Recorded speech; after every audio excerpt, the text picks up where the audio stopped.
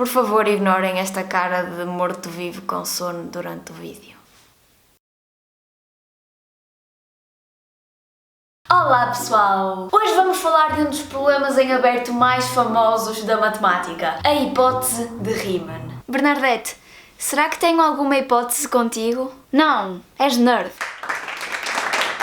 Para percebermos o contexto histórico desta conjectura e toda a polémica que se gerou à sua volta, temos de recuar até aos inícios do século XX, em que viveu um senhor que gostava muito de chapéus, chamado David Hilbert. No ano de 1900, este matemático foi passear os seus chapéus até ao Congresso Internacional de Matemática, em Paris, onde anunciou uma lista com 10 problemas que ele considerava que seriam os mais importantes resolver durante o século XX. Mais tarde, ele alargou a lista a 23 problemas, dos quais apenas 9 atualmente foram completamente resolvidos sem sombra de dúvidas, segundo a Wikipédia. Portanto, há uns que estão assim mais ou menos e há outros que ninguém faz puto de ideia de como fazer aquilo. Exatamente 100 anos mais tarde, após a lista de Hilbert, o Clay Mathematics Institute decidiu plagiar a sua ideia e lançou uma lista com 7 problemas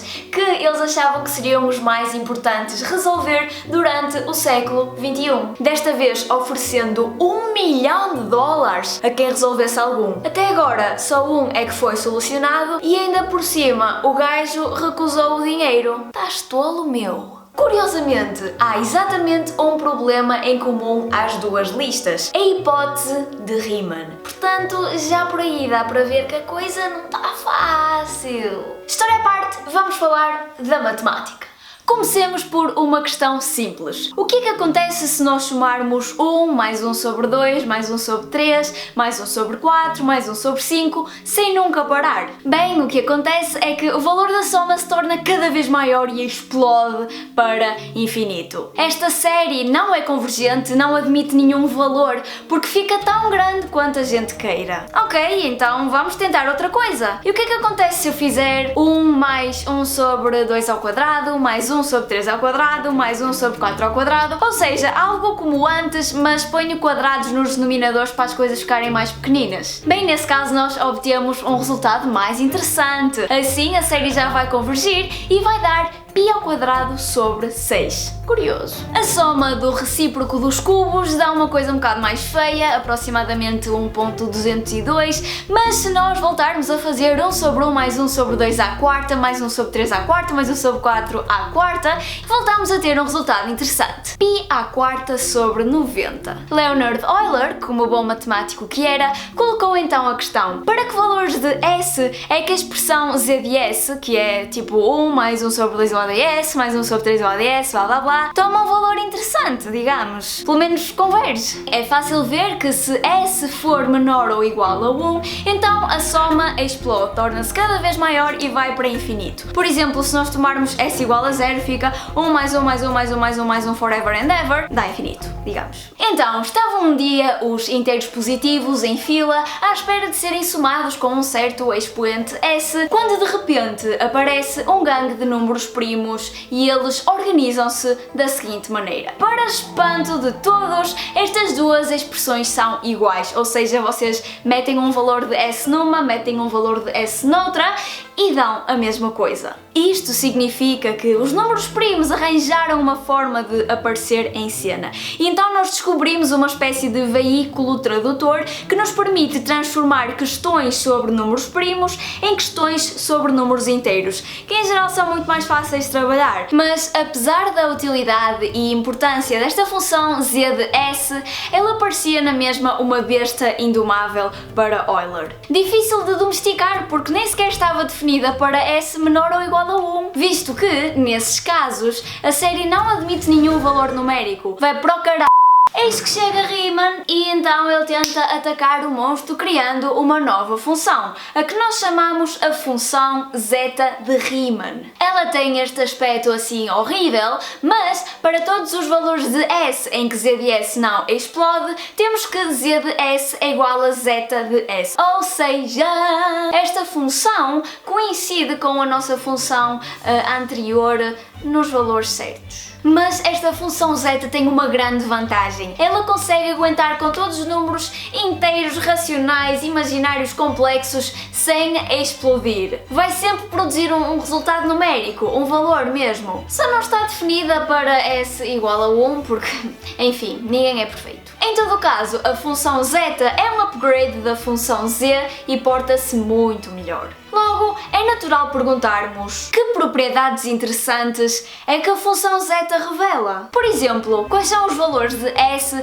para os quais zeta de S é igual a 0? Constatou-se que se S for um número par negativo, então zeta de S é igual a 0. E como foram muito fáceis de descobrir, para mim não seriam, porque vocês já sabem como eu sou, chamam-se os zeros triviais. Mas será que têm outros zeros? E se sim, como é que eles são? Olhem, a gente começou a experimentar e a notar um padrão. Todos, mas todos os outros zeros encontrados da função zeta têm parte real igual a 1/2. Ou seja, são números da forma 1/2 mais KI, em que I é unidade imaginária e K é um número real qualquer. O que a hipótese de Riemann diz é que, para além dos zeros triviais apresentados, todos os outros zeros têm parte real igual a 1/2. Ou seja, no plano complexo, todos eles ficam sobre a reta parte real igual a 1/2. Empiricamente, isso parece ser verdade, mas ninguém consegue demonstrar matematicamente que assim é. Nem o Bolsonaro, nem o Cristiano Ronaldo.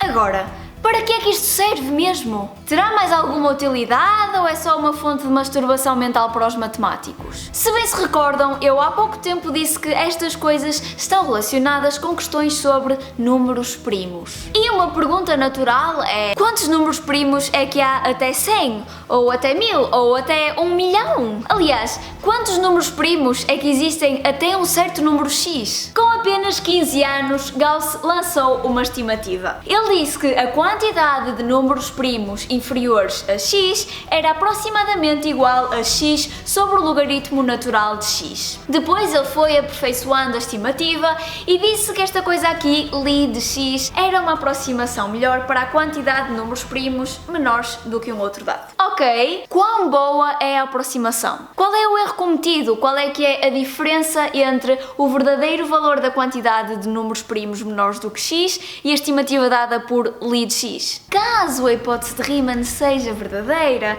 nós ficamos a saber que o erro cometido não excede raiz de x vezes logaritmo de x, o que não é nada mau, dada a dimensão das coisas com que nós estamos a lidar. E o recíproco também é verdade. Se for provado que o erro da aproximação nunca é superior a raiz de x vezes logaritmo de x, então a hipótese de Riemann também será verdadeira. Portanto, a função zeta de Riemann ajuda-nos a perceber o padrão que os números primos apresentam, algo que não é nada fácil.